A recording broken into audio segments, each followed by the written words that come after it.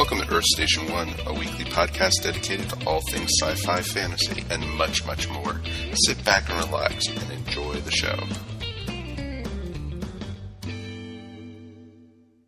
Hey there, everybody at home. Welcome to another episode of the Earth Station 1 podcast. That's right, we are back. That's right, folks. We have a good one for you. We are looking at all creatures, great and small. But let's put a little caveat on that. We are going to be talking all about the new version of it that started in 2020, not the old 1970s version with Peter Davison. So it will be a lot of fun to talk about this one, and we got a great crew to talk to us about it. Of course, Mr. Mike is here. Howdy. And we are also joined by Ashley Pauls. Hello, thank you, as always, for having me back. And last but never least, Michelle Borg. It's pretty awesome to have you here. Hi. It's going to be a good one to talk about. Not talking about music. I know. I was about to say, it's going to be nice having you here, not to talk all about music and everything. So it's going to be a ton of fun. So this is going to be an interesting one, and we'd love to hear from you guys. And it's interesting how popular this show had become.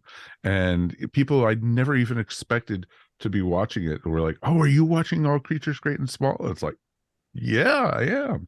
It's like, so it's pretty awesome. So definitely would love to hear from you guys at home. Feedback at earthstation1.com. It's always the best way to get in touch with us.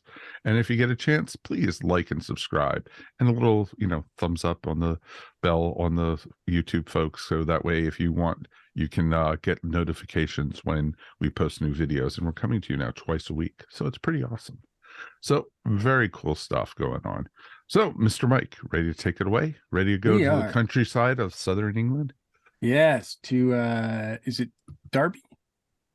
Where is it? What? Where does it take place? Yorkshire Dales. It's Yorkshire, which is Northern England. Gotcha. Yes. Gotcha. See, we're all messed up. See? I think okay. So yeah. Okay. So I guess before we watch the next episode, everybody listening in Britain is I'm sorry. I was talking about a completely different All Creatures Great and Small. Anyway, exactly. That other one. I know, right? And there have been a few versions of this. Michelle, what's your history with the franchise? I was reading the books back in the day. Back in high school, I read all the books, had every single book. I had a James Herriot Yorkshire calendar on my wall every year for like a decade. They only stopped making them when he passed. I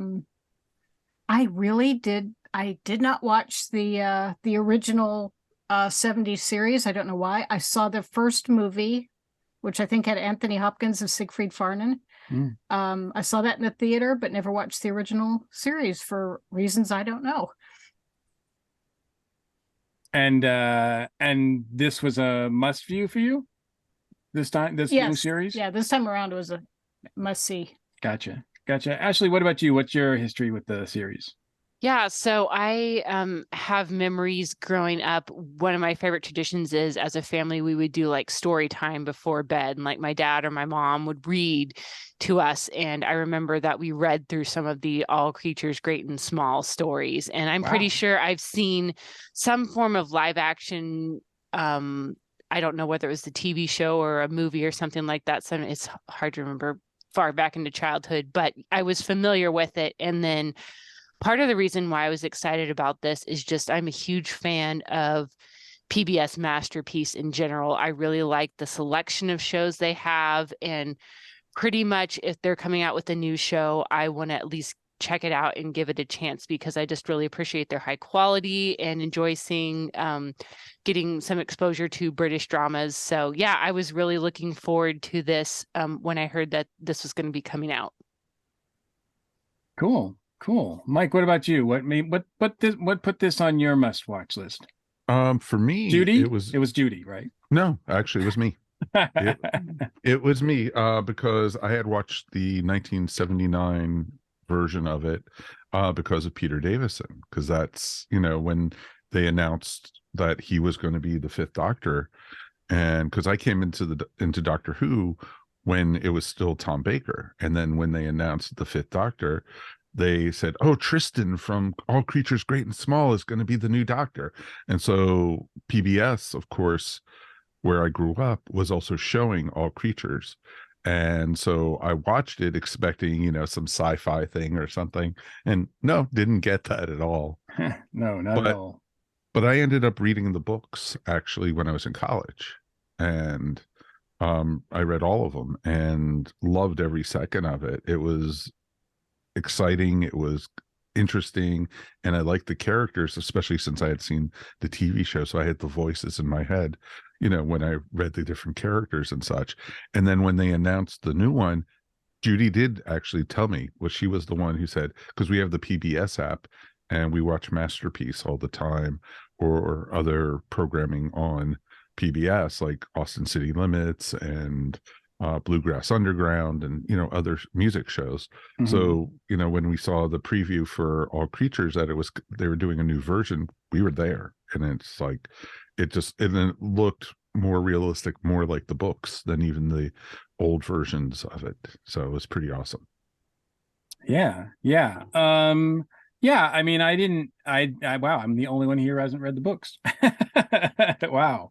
I also I didn't watch any of the original series, see any of the movies or anything. I came into this pretty cold. I mean, I was aware that Tom Davidson was, or Peter Davison rather, was in the 78 version, 78 through 90. But it's weird because it seems like he did All Creatures for 3 years. Then he did Doctor Who. Then he went back to doing Tristan and All Creatures for like 5 years. Mhm. But that's all. And I knew it was on PBS when I was growing up, but I just didn't. I don't know. I guess it didn't anything appealed to me in it. And I was under the impression that Peter Davison was the star of the show, and he's not. No, He plays no. Tristan, and he doesn't even appear until the second or third episode. And he's not in all the episodes by far. Yeah, that was a big a shock to me. I was like, oh, which one is Peter Davison playing? When I got to know the characters, I was like, he's Tristan. I'm like, wow, that's weird. He didn't seem like a Tristan to me, but. So yeah, I'm looking at everything hindsight from the new series on. Yeah, I was game. This is as you guys have said, all of you said, that PBS puts out some really good Masterpiece Theater programming. Of course, Downton Abbey, and this has ties with Downton Abbey because one of the directors of Downton Abbey, a lot of the episodes, has directed a lot of the episodes of this season. Actually, all 3 seasons. That would be Brian Percival. So yeah, I mean, it's got those. It's got the big landscape pictures. Like it seems like they go drone crazy. Like showing the cinematography in this is just amazing. It is beautiful. Gorgeous. It makes me want to move to the countryside in the UK. Like I do wonder if they have to put in any sort of special effects, because I'm like, really, is the countryside really that like gorgeous? No, not gorgeous. Well, I mean, gorgeous, yes, but I mean, is it really that open and not modern, or there's nothing to like? I don't know. I mean, it seems like there are so few and far between that there are landscapes like that anymore. Well, they probably have to CGI out the the powered patrols and stuff like that, but the roads are all like that out there, I'm sure, and stuff. And I haven't been to necessarily that area, but I had a chance to go to Scotland as sort of my after college celebration trip. And yeah, it's amazing, but there are just like breathtaking, just like wide open green spaces that, yeah, you're right. It's just amazing that there are still places that haven't been commercialized that are just still kind of that charming, fresh, open country air. Yeah. If we haven't made, I don't think we've mentioned it yet, but fair warning, if you have not watched any of the seasons, we are going to go into some spoilers. So we want to do a deep discussion of everything that we've seen so far. And let's start with Ashley. What was it about? You can either series 1, or was it a character, an episode? What's something that you really took from the show? Because if I'm not mistaken, you have referred to this show as some of the best TV right now, right? Yes. So I'm curious, what makes it the best TV for you? Well, this came out kind of in the midst of the pandemic era. And it was a time when I feel like everyone was scared, anxious, exhausted. And this movie just kind of felt like a cozy ray of sunshine. Every time I sat down to watch it, it felt like sitting down and having a cup of tea with some good friends. And even though it's a comforting show, it's not like a guilty pleasure. It's not something that's fluffy and forgettable. Like, these characters has some depth to them. There are some emotional moments. It's great to see a really nice character driven drama. Like, I love action movies. I know we all do, and sci-fi and superhero, but sometimes it's also nice to just step back and have a movie or TV series that just focuses on characters and them going through life and developing as people. And it's cool to see all of the characters, from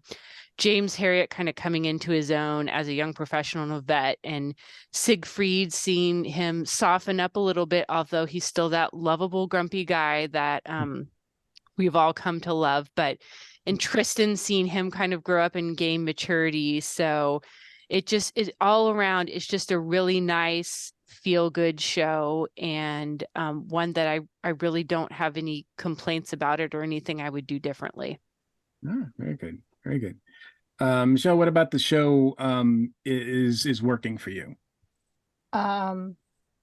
Again, beautiful cinematography, just the breathtaking scenery, well-written, character-driven stories.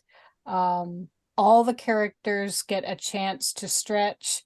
We saw in I think it was the last episode of season 3, the scenes with Mrs. Hall and her son. A big change of pace for her character, a whole new side, stories with depth, and respect for animals and characters. There's so many shows in which a rural setting would be comedy, and the undercurrent of the show is always love and respect for that place and those people and that time. So it is a very chicken soup for the soul kind of feeling.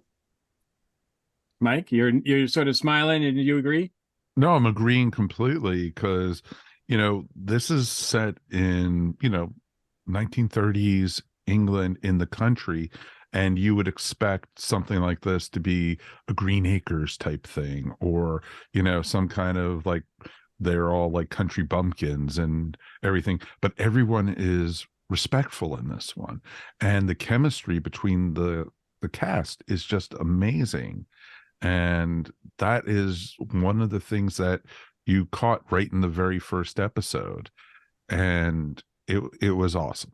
And you see the care they take for these animals, no matter what, from the littlest birds, the dogs, the cats, all the way up to the cows and the horses and the sheep. No matter what, these doctors, even, we have Siegfried, you have James, and of course you then have, of course, Tristan, and it's each one of them care for the animals. For the first season and a half, Tristan is a true screw up, and he's like, he basically wants to making James do all the work, and he's going to try to get the credit for it. But you see his character growing in this period and becoming more mature, but even when he's like goofing off and everything, he still cares for all the pets or the animals. And that's what I love about the show. And it is an entertaining, it is a fun, and it's not action packed, but it is a great show that makes you care for these characters right from the very beginning. It really, to me, represents the kind of programming that we really don't get much of, we don't see much anymore, but was really prevalent when I was younger. Shows like Little House on the Prairie or The Waltons were of this ilk, where they were about families and they were about surviving, and they were character driven, they were people driven, and they had drama, but it wasn't like guns in your face explosions drama, right? It's more in some ways more realistic. And and this show seems to have with the cinematography and the music and everything, it just it's really like, it is like comfort food, as Ashley said. It's like it's like, this just makes you feel good when you watch it. And I will say, for the first couple seasons, it was like, you just had this notion that, it wasn't boring, but you had this notion that everything was going to turn out all right. So if ever there was an animal in distress, or however bad things sort of got, you were kind of like, you know what, they're going to get through this, because that's what this show does. To me, that changed in season 3. Yeah. Season 3, I'm not sure if there's an episode where an animal doesn't perish. It's drastically different, because they're setting the tone for, World War II. It's understandable, but it's really a weird kind of shift that this show took. Ashley, you responded there. Did you notice that? And is it jarring?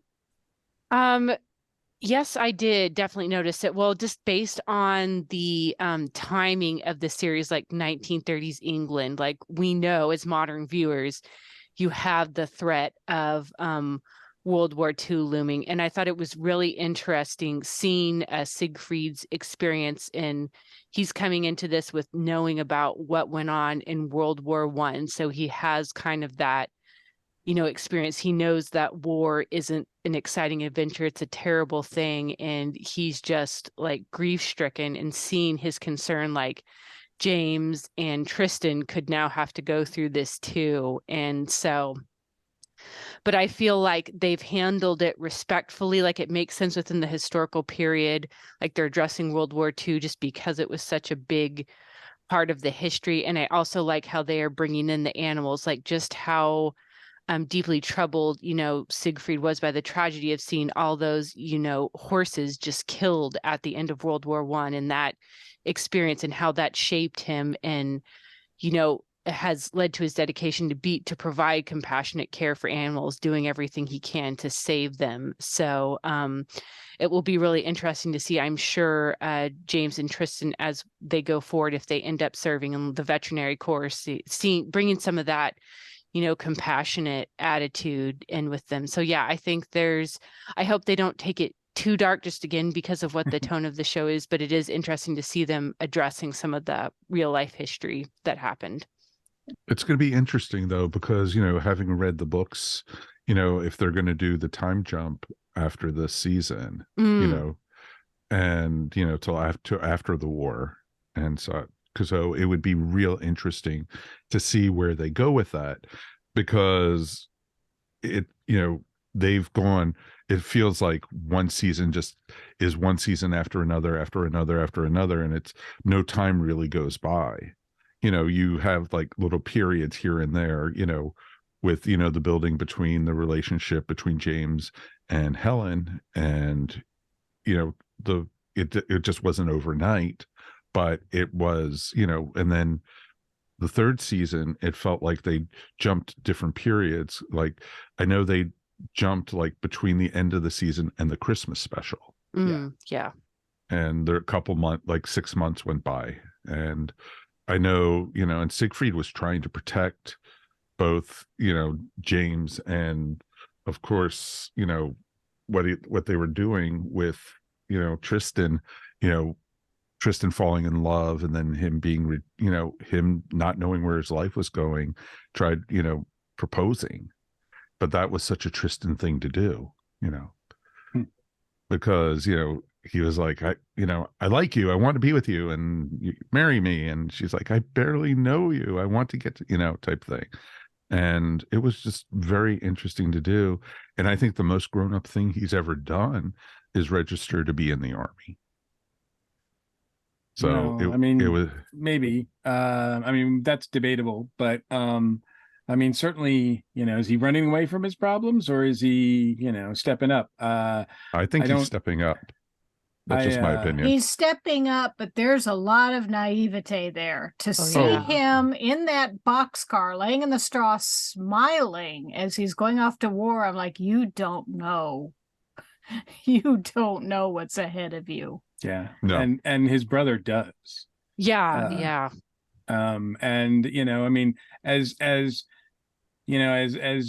overbearing as he was to try to interfere with Tristan not getting called up, he definitely had his reasons, because he saw firsthand what war does. And why would you want that for a sibling? Why would you want that for anybody you cared about, right? You wouldn't. But the thing is, Siegfried always, throughout this whole series, has babied Tristan. He's, hidden about, him, if he passed the schooling or if he didn't pass it, and, trying to basically take it easy on him because it was his little brother. And, they started resenting each other because of it. And it was just interesting to see how they came out against each other on different times because of, Tristan, wanted to, get out there in the field and everything. But of course, it's just Siegfried is just, pretending to be a bully, but he had Tristan's best interests in heart, at least what he thought was Tristan's best interests. Sure. Yeah. And as we've seen many times, he has difficulty expressing that the right way. Yeah. Because he's Siegfried, right? Yeah. Michelle, what did you think about the tone shift? Because I know from watching it with you, I know that there were several times in the last season where you're like, I can't watch this. I can't watch this. I mean, it was, do you think it was a little too much? I think the only time that I actually got up and left was the World War One and the destruction of the horses. I was like, I'm not here for this. Which I know they at least they didn't show it. They didn't show it at all. I knew they weren't going to be graphic, but it's just like, I need a break from this. Understandable. It's been, I wouldn't say grim, but it has been a lot darker. Yeah. And well, the world was becoming darker at that point. The world was becoming darker. The shadow was. I am very curious how they're going to approach this, because World War II was 6 years long. Yeah. In real life, James Herriot, Alf White, served for a little less than a year. Brian Sinclair, who was the model for Tristan, he served several years. I don't know if it was all 6, but he was stationed in India with the Royal Veterinary Corps. Alf White was RAF. So I'm curious to see how they approach that and how long it goes.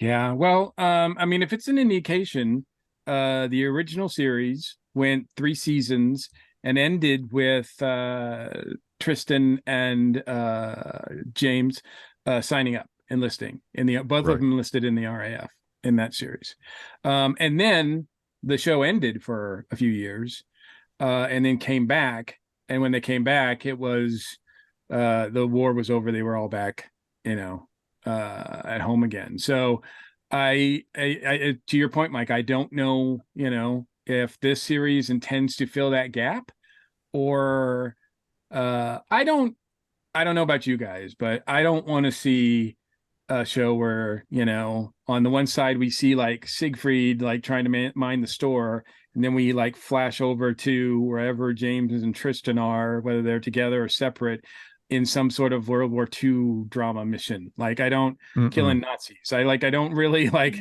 that. That's not the show I signed up for.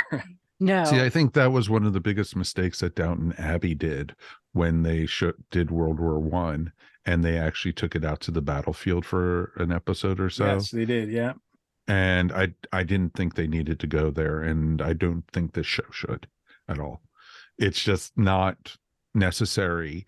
That's why I'm hoping they're going to do the time jump. And I know, from research and reading news stories and such, they've been renewed for at least one more season. Yes, right. So we're going to get a season 4, but I don't know where they're going to go from there. I hope they keep on going. I want to see them do all the books. I want to see them go for many, many years.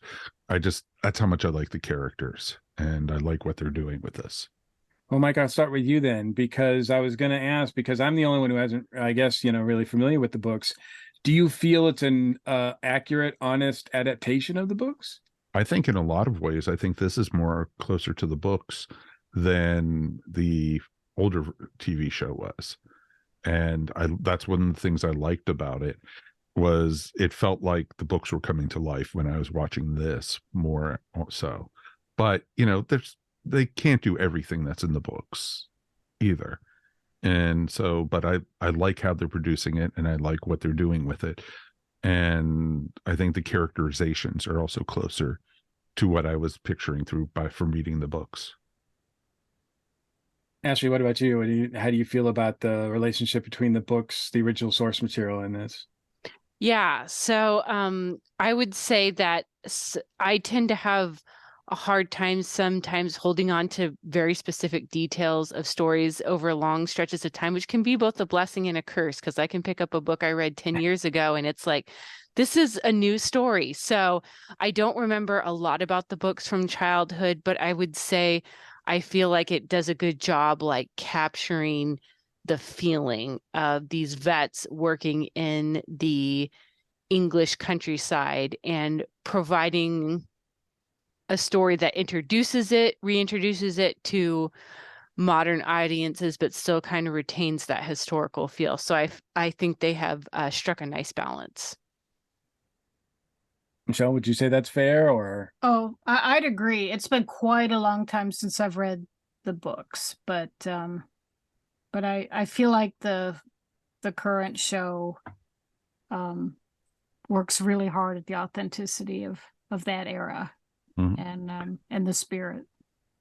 Exactly. Yeah. And I do love that there is some lightheartedness to this. It's not all serious, and it's not all, oh, we're just vets, let's go out and, save some animals and everything. They have interaction with the townspeople, and there's some lightheartedness in it, especially around Tristan. You had a lot of it, with his womanizing, with the girl at the bar, the bartender, and then a couple other folks, and then you had Diana Rigg, who was in the first season.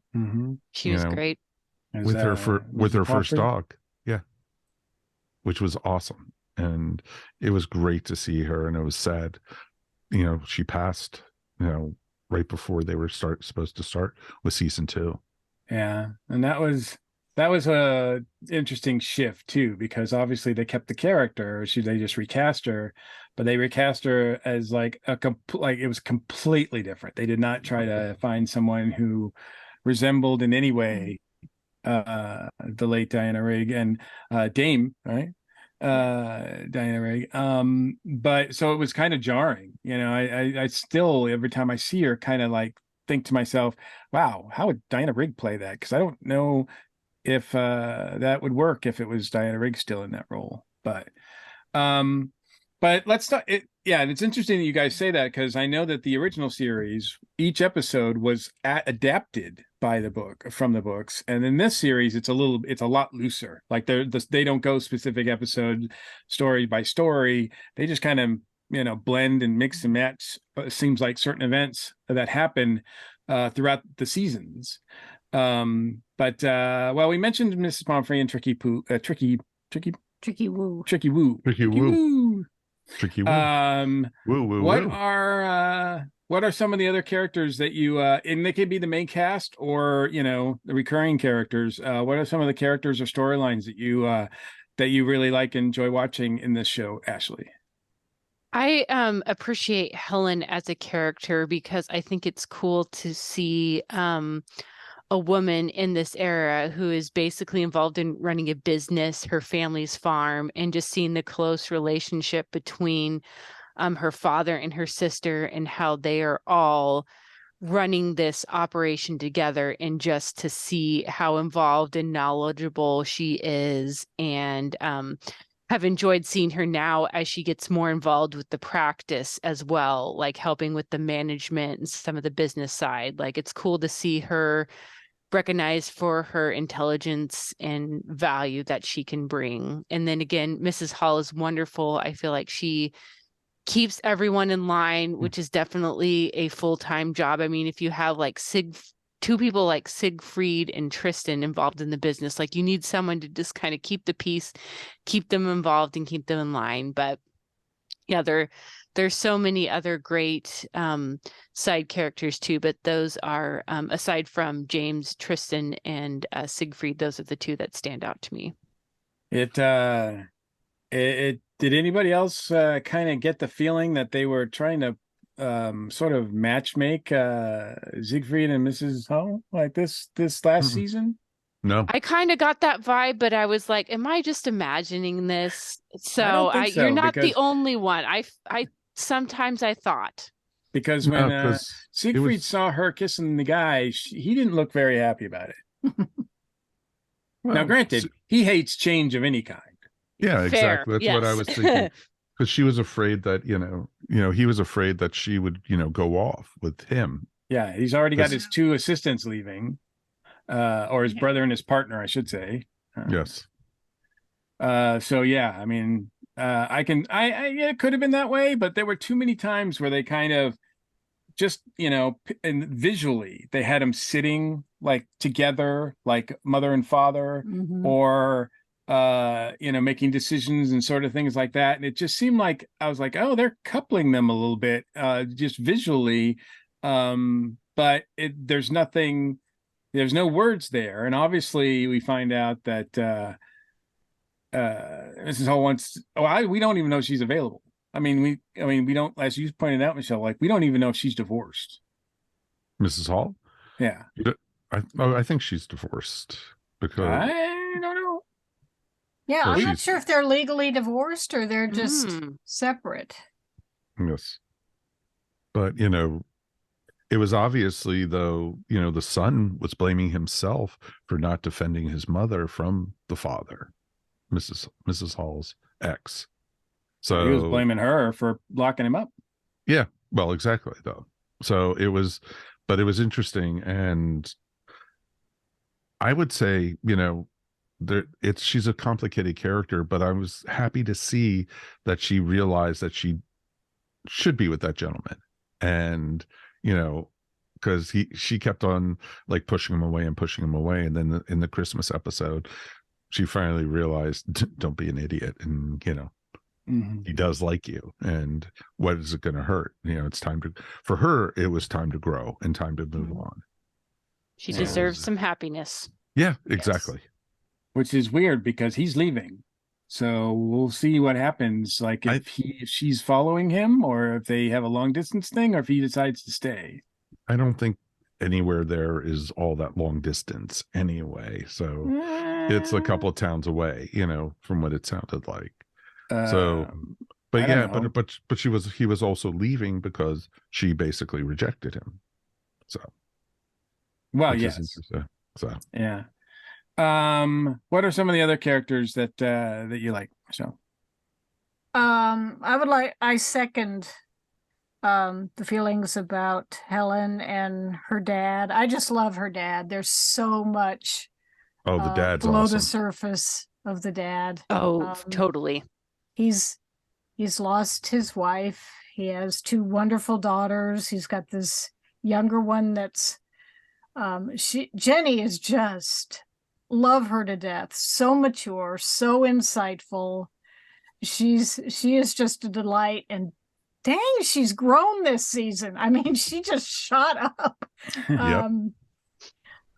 She is really special, and it's very cool to realize this is that actress. This is her first role, and she is just completely owning it. Kudos to her. She is just an absolute delight. It's awesome. I love the chemistry with the family, and Helen's father is awesome. And I really felt for him this last season with the whole thing with the TB. Oh, yeah. That was tough. And, because farmers at that time, they could be put out of business because they had to, it was almost like 6 months. They had to be in quarantine for the animals. And that other farmer, that was their living.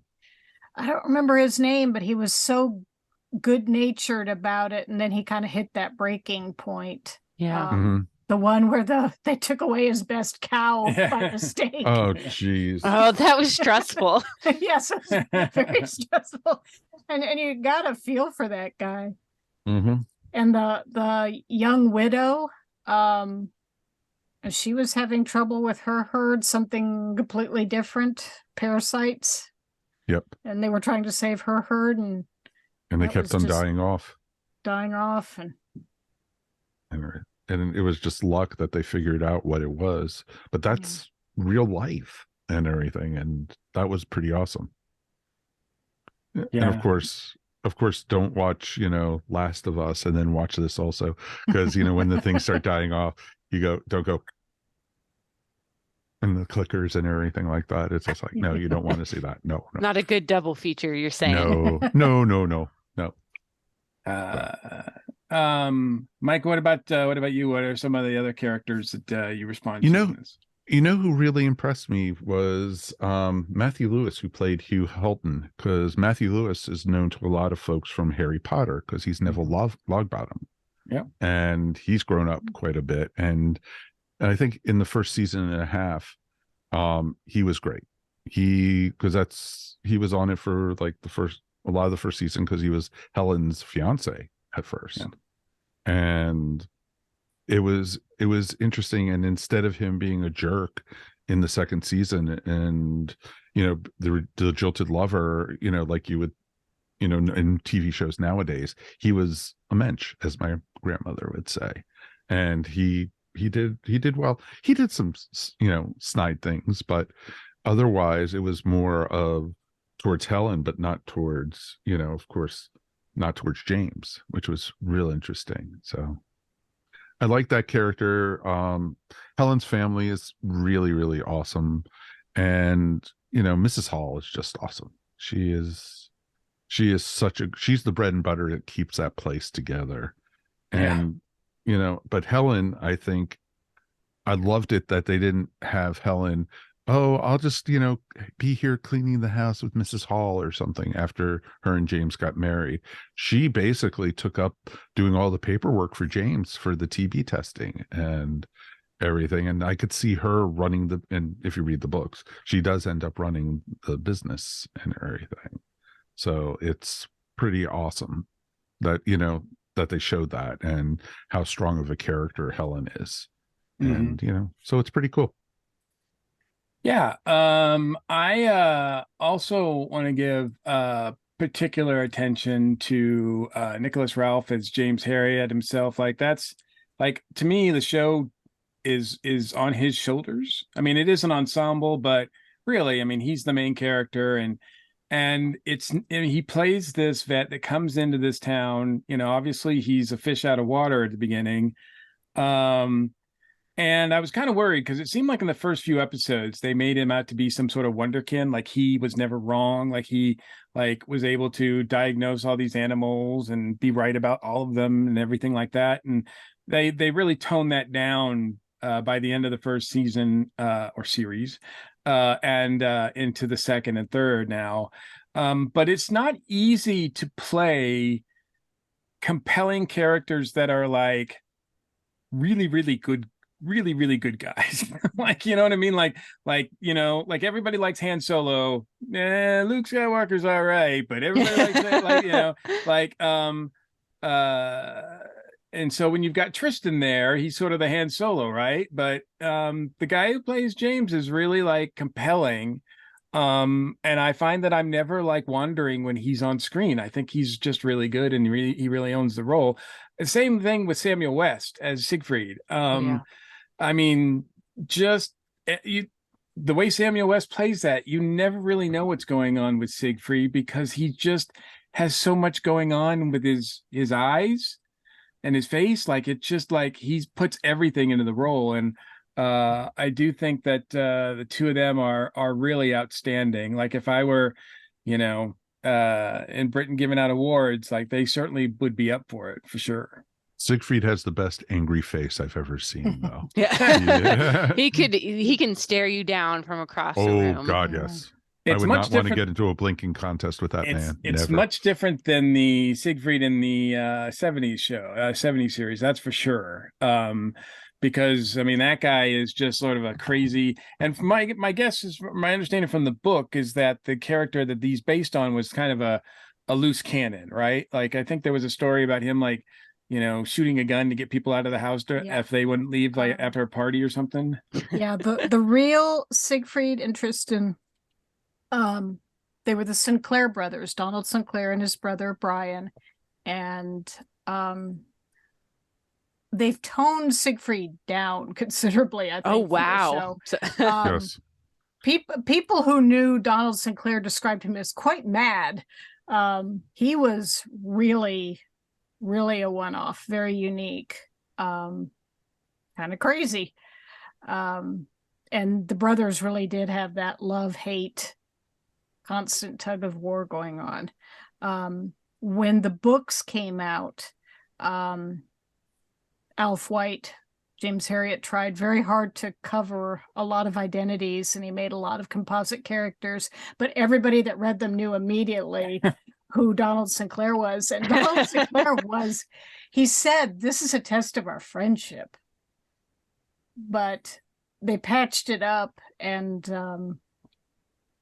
Donald Sinclair outlived Alf White by, I think, a couple of years. Mm-hmm. But they really were in real life friends to the ends of their lives. They were all very close. Pretty awesome. Yeah. So I definitely want to give props to them. I think they're the two outstanding. I mean, everybody, there's not a single note that rings false in this show as far as casting goes. I think they do a really good job, and for the most part, I'm surprised, because outside of a few people here and there, I don't recognize any of these actors. They're all pretty new to me, and I watch a lot of British programming, so it's kind of interesting that that they're managed to find, it's a small little island. How many actors can they possibly have? I have often said, from watching Doctor Who, I'm like, how does a small island nation produce such a bounty of amazing, gifted character actors? Oh, right. Yeah, I think I don't know. I mean, I haven't done a count, but as far as I know, only one of the cast members, recurring cast members, has ever been on Doctor Who, and that was Dame Diana Rigg. Yep. The others might have been in some small parts, but I don't. I'm always shocked when I see a British actor, and I'm like, how come you've never done Doctor Who? How is that possible? But that's the Doctor Who fan in me. What else about the series is something that, is there anything that you don't care for in the series? Is there anything that doesn't work for you? I mean, because that's, it's hard to find a show where everybody is firing on all cylinders, right? There's not enough of them. That's what's wrong with it. More episodes. Yes. It's like 6 episodes in a Christmas special. Boom, they're done. Yeah. It's like, very fast. and it's like, I want more. I don't want to wait another year, till it comes back. And, I got spoiled because we watch it on the PBS app and they put it out all at once. We don't have to wait week by week for on Masterpiece. Right. And because it airs in Britain first. Right. And it goes week to week on Channel 5. And then they collect them all, and then it gets released here in the States, as Mike said, on PBS via the app, or week to week if you're just watching it. And we just recorded it. So we just watched it from week to week, but we just binged the heck out of it this week because we wanted to get caught up. You look like you have got is there something about the show that another note or something that you wanted to say? Just a trivia note about Samuel West. He is the son of a well-known actor in Britain named Timothy West, and of Prunella Scales, who was Mrs. Basil Fawlty. Oh, wow. Yep. Just a little side note. Wow. The only criticism the only one that I would level at the show is this Christmas show that I just watched. There were a couple of spots where I thought the writing was a little uneven. The thing about Eva they took her in, and it's about 3 months between September when war was declared and Christmas. And it's like complete news to everybody that she's Jewish, and they act like they don't know anything whatsoever. Like, what is Hanukkah that you speak of? A lot of people out there don't know what it is. Still, you would be surprised. I can go to the Midwest here in the United States, and they don't know what Hanukkah is. So, Wow. yeah. Okay. So, at least people like Siegfried and like seem like they're more cultured, or at least they want to make they appear that they are. Yeah. And the Eva was such a obviously perceptive, intelligent little girl, and it seemed odd that she seemed to really believe if she put on those slippers, she would magically go back to London. She was hoping. She was hoping, but she really did seem to believe, and it's like, you're 10 years, you're a little bit old for that. That just did not ring quite true. It seemed like it was written to be a tear-jerky moment, to set up a moment with Siegfried.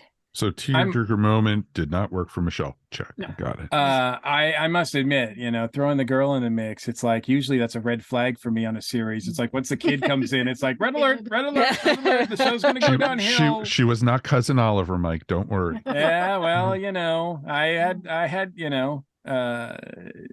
Wesley Crusher, like the list goes on and on and on. I know that when the series came back after World War II, when it came back, I think at that point James and Helen had a girl, so I don't know, maybe when they come back there could be little feet running around that place. Wouldn't be surprised. Yeah, I would think an announcement would be coming soon about children. Yep. So I like, speaking of kids, I'd like to see that little boy again that came to be a vet for a day. Oh yeah, right. He was awesome. He was awesome. And it was cute because Siegfried really liked him too, which is shocking because Siegfried doesn't like anybody. He hates everyone. Yeah. Well, he pretends to, but we know it's better, right? What are there things that you feel are unresolved that you want to see happen with the characters on the show, as when the series comes back, in some ways that it addresses? Ashley, is there anything that is pending that you're like, oh, I can't wait to see what happens with these characters? Yeah, I would like to continue to see what happens with the TB testing and kind of see how that's addressed in the village, and if people are more willing to adapt it as they see the benefits of it. I would like to see Mrs. Hall continue to reconcile with her son, to continue to get some closure there. Would kind of like to see Tristan continue his journey of growth and discovering more about himself and about the world. And I'm also just interested to kind of see, again, as it's an interesting time in veterinary medicine as they develop more of these tools and scientific methods and medicines, and kind of see as that develops and they get more technology coming in. So I think there's still plenty of great material left to explore, and I can't wait till next year to see more. What about you, Michelle? Is there anything that you like? Is there anything from the books that you remember that you're like, oh, they haven't done that yet? That would be cool. To be honest, no. I have to go back and read the books. I would like to see, I think her name is her name Flo? The woman that Tristan was seeing? I think so. Yes. Florence. She is so lovely so she's got such a spark. She's so intelligent, and she takes Tristan's measure like that. She is so fun to watch. So I hope there is some role for her going forward. And I want to know for sure that jerk, the major, doesn't turn River into glue, because he's not going to run that race. Didn't run that race because he was lame, and that guy would turn a horse into glue like that. So in a heartbeat. I want some assurance that River's okay. I don't think you're I still can't. I still feel sad about Clive the Bull. Oh, have a moment here for Clive the Bull. moment of silence. What about you, Mike? Is there something you want to make sure that's followed up with as the show continues? I just want to see where they go, and especially if they cut a few years into the future, and because war changes everybody, whoever it hits, and it's going to affect the town. It's going to affect everybody who even aren't shifted off, especially in the UK with the air raids and everything, because they ship, like that you saw in this episode, they shipped a lot of the children out to the countryside to live with families and such, so they would be safer than being in London because of the air raids. And it's going to change the dynamics on a lot of things. And then when people come back from war, you're going to have all these soldiers, and the town's going to change. Also, it might not be the quiet little village that it was before. So it'll be very interesting to see how that hits. I want to see, how the dynamic between Tristan and Siegfried is after Tristan being at war for 4 or 5 years in India. And did he grow from it? Did he learn from it or not? You'll have to wait and see. And of course, the relationship between James and Helen, and then James and Siegfried. And, it's just all the different dynamics, because, how long could, James and Helen be living in the attic in the apartment? Yeah, so, I would hope that would, that they would, especially if a kid is into the picture, I would hope that they not do that.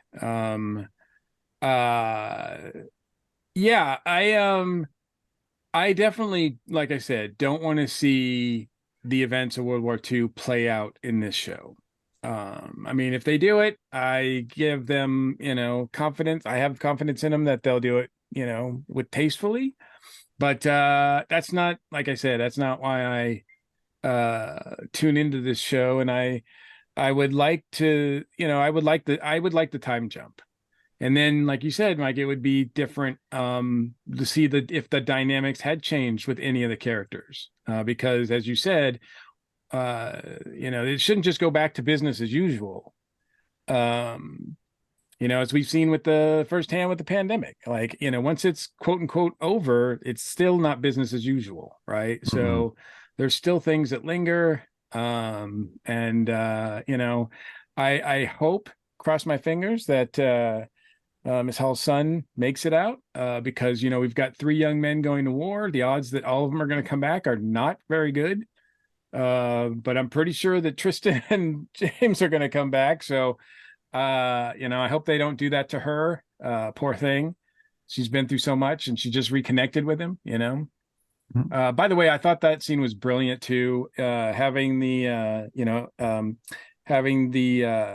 woman who is deaf, that could read lips and everything, kind of be there to help her out, especially at the end when she couldn't hear what he was saying as the train was going.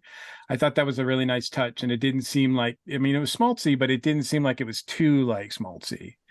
So I did like that a lot. And that whole episode and that whole part of that episode, I thought was done really, really well.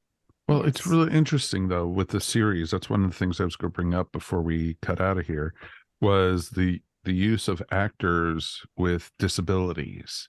If you notice in it, you have the one young man who has Down syndrome, and then the use of the characters who are deaf and able to read the lips and everything, and it was so well done, and I was very happy to see something like that. It was pretty cool. Yeah, and the fact that the characters don't treat them any don't special, like, oh, you poor little soul. Yeah, they're something. They're not singled out because of their differences. And that's the same with skin color or ethnicity as well. I mean, there's no, at least not from our main characters, there's not anything that's quite there. So, I mean, if anything, they're the one that they're all at least everybody in the town is prejudiced against is James when he first gets there, because he's not only new, but he's from Scotland. Mhm. Yeah. He's Scottish. Like, how dare a Scot tell us what to do? And I do think that it was good. I mean, maybe it's toned down a bit, but I know in the original series they had the actor tone down his Scottish accent so that more people can understand him worldwide, universally. But with this new actor, they've just let him keep his Scottish brogue, and I think it's charming, actually. I don't have trouble understanding him, and if I do, I just put on the subtitles for a couple scenes. We leave them on the whole time, so it's okay. That's understandable. We do it for that and Outlander, so you definitely need it. Any last thoughts about the show, Ashley? No, just it's like I had said, it's one of my favorites on TV right now, and it's a great, easy binge watch if you want to get caught up. They're short seasons, and yeah, I'm just really excited to see where it goes. Michelle? I second that, and I would recommend the books. They have never been out of print in the 50 years that they've been out. I definitely recommend picking one up, and they're very comforting, easy read. You can carry that during the off season. You had just read the one by his son. Yeah, I just finished about the real James Herriot. There's two biographies. And there's one by his son, who is now 80 years old. His son Jim, and his daughter Rosie, who's in her upper 70s. You can tell that his son absorbed his father's writing style. Definitely shows through. It starts out a little bit slow, and then picks up once he gets his dad through veterinary college, and then it really gets interesting. Lots of good insights into the real life of everything, and his dad's character. Yeah, I don't know anything about him other than this series, really. So so I'd be kind of curious. Mike, any last words on the show, at least for now? No, for now, just I can't wait till next December, early January of 2024, so I could see the next season. I'm very curious to do. And come on, PBS or BBC, renew it for a couple more seasons. These folks like working with each other. The chemistry is there. It's a great show, and there's still tons of stories to tell. So I definitely would recommend it. Definitely, folks, if you haven't seen it, and thank you for listening, because if you haven't seen it, and I hope we've whetted your appetite, because it is a great show, and it is so much fun. And it's not like Ashley has said, Mike has said, Michelle has said, it doesn't take a long time to binge these, because there's only 6 episodes per season. So it's definitely worth watching, and it isn't a chore to watch. You will enjoy yourself. And I think most importantly, as Ashley has pointed out, not only is it comfort food, but it's feel-good food. Like when you watch this, I mean, I haven't seen any of The Last of Us, but so many programming now, you only hear about the things, that the episodes where people are just broken after they watch them, that they're so intensely they're just so intense from one reason or another. Usually if a character is going through something or dying or whatever, that or somebody's backstabbed someone else, or all this stuff. And I like a good murder mystery. I like all that stuff too. But there's something really just nice about hanging out in the country for an hour. I think it's a great palate cleanser. I think it's a great feel good thing, which you go, so you don't have to stress while you watch it. I mean, yes, as we've said, there are certain things that are a little bit more dramatic than others, but overall, it's like things are going to be okay. Things are going to be okay, and these characters really seem to care about each other, and everybody there, cast, crew-wise, everybody's doing just top-notch work. So it looks good. It sounds good. The score is great. We haven't even talked about the music. But I mean, everything is done very well with this show. It's a well-produced show. And I recommend it as well. So Well, very cool. Well, thanks for joining us to talk about it. We're going to be right back, and we're going to close out the show. How nerdy are you, Cher? Do you love gaming, costumes, and cosplay? Grab some beats and come party with us at Nerdy Gras, a 3-day carnival celebration of all things geek. Join the crew for music, entertainment, gaming, cosplay, and celebrity guests including DC Douglas, Steve Jackson, Mark Neer, and Jessica Nova. Friday, March 10th through Sunday, March 12th at the Atlanta Marriott Northeast at Century Center. Visit nerdygras.org for more information. Join the crew at Nerdy Gras, Cher. Book a room at the hotel for a party that's going to last the whole weekend. All right, you two people, this is where we get to talk about some fun stuff. It's interesting because I've been doing, while we're recording and talking, and also beforehand, I was reading up on some of the characters in the real life folks. Did you know that, of course, when we get, of course, with the characters, with James and stuff, he was a pilot in World War II, which was, I would never think. And it kind of makes sense because in the first episode of this season, he's looking up and like admiringly at the biplane. Yeah. As it's flying through the field and everything. And so it's like, oh. And in the original series, both of them sign up for the RAF, which is the Royal Air Force. So, exactly. They're pilots in the original series as well. So, yeah. So that's cool. Yeah. But it's really sad how I was also reading up how James, or the real life, person, was discharged from the army after a year because he had problems with his tushy. Let's just say that. I think it's safer to say it that way. Yeah. So, but it's cool, and for folks out there who are enjoying watching All Creatures Great and Small, is there other series that you guys can recommend? If you like this type of series, other than, of course, the given Downton Abbey. Yeah, I mean, Downton Abbey's like the first thing that comes to mind, but that's different. That's more of a, I mean, this is a period piece too, and actually, they're almost crossing over, like in terms of timelines, right? This show and this is the still, end of Downton Abbey. Downton Abbey is still 10 years before this. Gotcha. Because the crash has not happened yet on Downton Abbey, even in the last movie. They're coming up, I think they're in 1927 or something like that. Gotcha. So yeah, this is like 37 or something. Yeah. So well, the series ended in 39, actually, the third season of the show. Gotcha.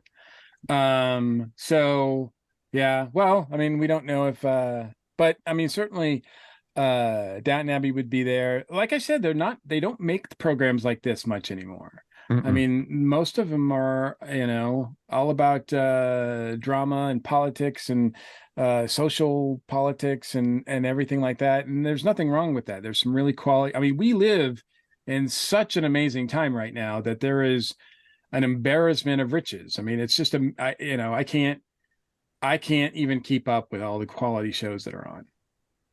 No, it's funny though, because every time we watch this, Judy and I look at each other. Do you think we'd be happy living in a town that small?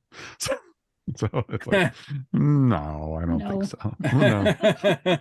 But it'd be really nice to like spend a month there, like get an Airbnb and just live on a sheep farm for a month. I would like that. Mm-hmm. We would have to live in the town part. I don't think we could live out in the, milking cows and everything, or raising sheep or anything. So I just don't think that's us. I haven't watched the series, but my understanding is that Ted Lasso is kind of a feel-good show. Oh, Ted Lasso is extremely feel-good. You better watch it because season 3 is coming up, and we will be reviewing the series. So that's probably going to be coming up towards the summer, because I think March 15th, Ted Lasso season 3 starts. Wow. So yeah, there's Ted Lasso. I wouldn't put it in the same drama category like this. It's a completely different beast, and it's definitely not a period piece, but it's really interesting to see. I was just trying to think if there was anything like American wise, even here in the US, that could, not equal that I up can for think this. of. So this is something for you guys at home. I'm very curious to see, Ashley, any suggestions? Yeah, well, I was thinking through the list and I watch a lot of British dramas, but there's interestingly nothing quite like this. I've recently been watching Grantchester, which is a series of British murder mysteries set in the 1950s, but it delves into some darker material. I've also enjoyed the recent adaptation of Poldark, which is a really good high quality production, but it is also has some more serious moments. So there's a lot of good like British dramas, but there's just again something special about this one that just kind of leaves you with that nice warm and fuzzy feeling afterwards. Gotcha. Cool. It's something definitely to look at. So yeah, I think there's definitely some amazing shows out there, but nothing period piece wise, especially as of recent, that could take over for this. So it's this is I mean, like I said, this programming used to be a lot more common, and I think there is a version of the Waltons on the CW now, but I don't know how wholesome it is, or I don't know anything about it. So maybe you could put that in this category. But I mean, certainly growing up, the Waltons and Little House on the Prairie were much like this in terms of having that same kind of feel good but dramatic, character driven stuff. And like shows like, Yellowstone and stuff like that. No, I wouldn't put that in the same category. And the Western stuff that they're doing a lot of. No, that's that's very different. That's like, I think that's more like like those soaps like Dallas and Knots Landing and all that kind of stuff, but yet set in a more rural setting in the past, Mm-hmm, exactly. So, but I haven't watched those, so I can't say that for sure. Okay. Well, that's cool. So please, folks at home, YouTube folks, we definitely would love to hear from you guys. Feedback at earthstation1.com or right here underneath. Leave us feedback. We definitely would love to hear some other shows similar to this that we would to be recommended, because we love watching these type of things. It's pretty cool to see. All right, let's wrap up the show. So that's going to wrap up another episode of the Earth Station 1 podcast. Thank you, everybody, for listening and watching us tonight. Ashley, thank you for joining us, even though, sadly, you weren't on camera tonight. Yes. Sorry to our YouTube folks. I had a rather intensive eye exam today, so was told to avoid bright lights and screens. So I'm enjoying coming to you live from my little dark and cozy cave here. just look up pictures of A Clockwork Orange. You'll know what Ashley went through today. So yes, cool. So you get to see this, YouTube people. The lovely little pictures of all creatures, great and small, is much more pleasant than seeing me at this time. She looks like an anime person with the big pupils in her. Yes, just like kind of that slightly frenzied look. So anything you want to shout out about? Yeah, I'm getting really excited. The regional Planet Comic Con in Kansas City that I attend every year is coming up in 2 weeks. So if you're in the Midwest region, it's always a great time. They've got some great guests coming this year. And I just always appreciate how well the event is run. And I actually have my cosplays all done and ready to go. So I'm proud of myself. No last minute rush this year. So who are you going as this year? Is the little one cosplaying too? Yes, she is going to be an Ewok. So we've been trying to practice keeping the Ewok hat on. So we'll see how that actually goes on the day. But and who are you and your dad going to be cosplaying as? Let's see. So my dad has created a steampunk Doctor Who costume that I'm pretty excited about. I've got going to do Rey, of course. And then my new costume is inspired by Rhaenyra from House of the Dragon. So I'm excited about that. And I'm at the point where I have too many cosplays. I haven't even decided what I'm going to wear the third day yet. So we'll just kind of see what I feel like closer to the time. But that's awesome. That cool. Is really, really awesome. Well, very cool. Michelle, thank you as always for joining us. Anything you want to shout out about? Fan vote for the Rock and Roll Hall of Fame going on now. How's the voting going right now? Who's in the lead? I think right now it's George Michael on top. It's a frenzied race between George Michael and Cyndi Lauper. Warren Zevon. I'm a little surprised he's in third place. Followed by, I think, Iron Maiden and Soundgarden. That's wow. Our good friend Valen Plexico is trying to lead the charge of getting Iron Maiden all these votes. So he's been voting multiple times a day, I think, or as often as he can anyway. Different email addresses, wink, wink, nudge, nudge. Yeah. Exactly. Vote early, vote often. Yeah, Right? exactly. So that's awesome. So yeah, as it gets closer, because we still got another almost month and a half or so. So almost 2 months. Yeah. So go vote, folks, for the Rock and Roll Hall of Fame.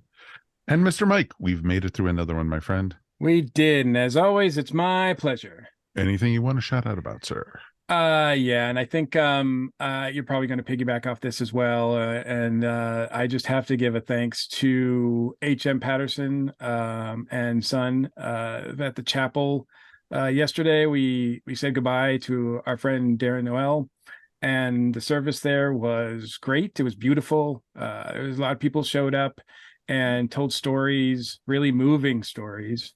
And I learned a lot about my friend things that I wasn't really surprised by, and yet I had no idea. It just reaffirmed what a good person he was. And yeah, as you pointed out, Mike, I think Darren would have been tickled by the ceremony himself. Oh, he would have. I think they did a really good job. And it's nothing like that is easy, but when it's done with care like that, it helps. Oh, it does. And they did a fantastic job. And thank you for Darren's family for welcoming everybody to the services. His mom was very, very with it and was there to thank everybody for being there. And Darren's brother and his wife were very gracious for everyone, for being there for Darren. And he had a very nice sized crowd.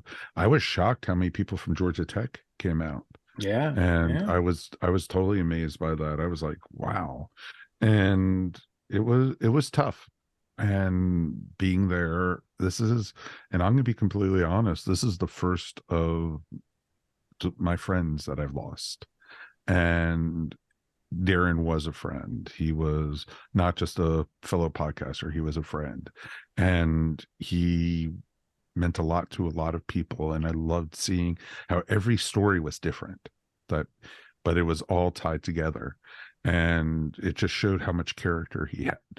And, I think it was really good. Yeah, the fact that he could touch so many lives, different kinds of lives, in the cosplay circle, in the geeky circle, in the podcasting circle at Georgia Tech, as you mentioned. I was surprised how many of his elementary school friends showed up. Like, oh yeah, they were all really. It was funny. It was funny because they kept on going. Everybody. How what the difference on people for how old they were. I've known him since 7th grade. I've known him since 5th grade. I got you beat 1st grade, and he had friends there from 1st grade. It was just awesome. And it was so touching. Or, he helped people who, were homeless, letting them live with him. And, so they didn't have to surf couch and get their lives together. He just was such a great soul, and he will be missed. Yes. And 53 years old is way too young to get out of there. So absolutely. I know that we're going to do our own special tribute to him next week. Let's go ahead and announce it right now. Yeah. Next Monday on the 13th of March, we are going to do a special live episode of Earth Station 1 starting at 9 p.m. We're going to do a live StreamYard talking about Darren and just remembering Darren. We're going to have a few of his friends on. People are going to be coming and going, but we'll also have a live chat going, and it also will go up live onto our YouTube channel at the same time. So please, we'll post ads all over social media about it, with the link where you guys could view and everything like that. So please join us for that. I know it's a couple episodes away, but The 13th is not that far away. So I'm gonna say, isn't that just next week? it is. It's next Monday, basically. It's next Monday. And look, if anybody out there can't make the show, can't make that date, can't make the live recording, send us an email, send us an audio, send us your memories of him, thoughts, and we'll try to play as many of those as we can. That's part of the reason we're going to be using StreamYard, is that we're going to be able to play the audios live, or if somebody sends us a video or something, we'll be able to play that, up on the podcast so other people could share in it and everything. And it's all, it's a celebration to Darren's life. It's not us, going, oh, poor Darren or anything. It's going to be us celebrating the goodness and greatness that was Darren Noel. I think that's the way we have to put it. And that's what we want to do it going forward. So Wonder Warrior lives. Just always remember that. Absolutely. So thank you guys, everybody, for joining us tonight. It's been a blast talking about this topic. Ashley, I think you're the one who originally asked if we were going to be doing the episode. So, I'm so glad we did this. It was awesome. Thank you for letting me be a part of it. Like I said, one of my favorite shows right now. And I think the kind of show that we need in the world. I definitely think it's something that's better for everybody now. And as for you guys at home, thanks for listening to the Earth Station One podcast. Always remember, we couldn't do this without you. If you want to support the podcast, please check out our TeePublic store and get some really cool ESO swag. Also, remember, if you want to listen to our show before the rest of the world, why not join in the ESO Patreon? For as little as $1 a month, you could help support us here at Earth Station One. All you have to do is go to patreon.com/ESO Network. We want to hear from you too. Write us anytime at feedback@earthstation1.com. Remember, you can also find Earth Station One wherever fine podcasts are found. And now Earth Station One, of course, could be found in video format. That's why we're all smiling and happy and everything. Please subscribe and tell all your friends about us up on YouTube. Like and subscribe, as we like to say. And feedback is always welcome up there too. On behalf of myself, Mr. Mike Faber, and of course, the great Mr. Mike Gordon, Ms. Michelle Borg, and Ms. Ashley Pauls, thank you for listening to us tonight. We really appreciate you guys as always. Just have a great week, hug your loved ones, and you know what? Get your pets spayed and neutered. Thanks. We'll see you. We'll see you next time on Earth Station One.